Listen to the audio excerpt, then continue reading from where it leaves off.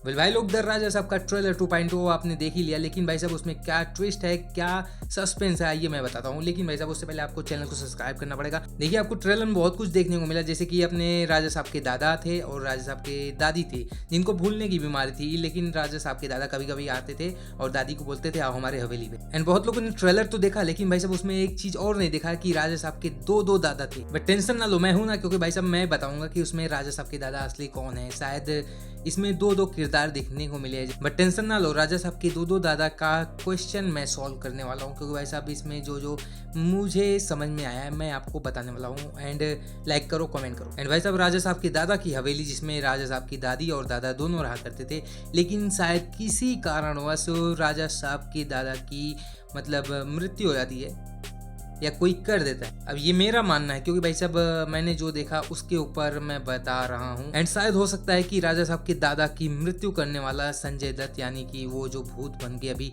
सबको डरा रहा है, राजा साहब की दादी को कभी कभी बुलाता है। लेकिन नहीं, क्योंकि ट्रेलर के लास्ट में जो देखने को मिला है, उसको देखने के बाद हमें ये लगता है कि राजा साहब के दो चेहरे देखने को मिलेंगे। लेकिन ऐसा कुछ नहीं है, क्योंकि भाई साहब राजा साहब के दादा राजा साहब के जैसे थे। लेकिन क्योंकि भाई साहब इसमें जो लास्ट में सीन दिखाया जाता है, राजा साहब के दादा मतलब वो राजा साहब का जो रूप था वो बुढ़े टाइप का था, मतलब दाढ़ी ओढ़ी आया था एकदम गंभीर तरफ से, और वो बोलते थे क्यों जाओ बे, मेरा घर है क्या, मतलब मेरा ही घर है ना, मैं क्यों जाऊं। तो इसी कारण मैं बोल रहा हूँ कि शायद राजा साहब के दादा ये नहीं ये थी। अब मुझे क्या फर्क पड़ता है भाई साहब कि राजा साहब के दादा कौन है कौन नहीं, मुझे तो मूवी देखनी है। एंड जनवरी का इंतजार है भाई साहब, अब आने ही वाला है। लेकिन भाई साहब आपको क्या कमेंट में क्या बताओगे, आप कुछ तो बताओ यार कि राजा साहब के दादा कौन है कौन नहीं।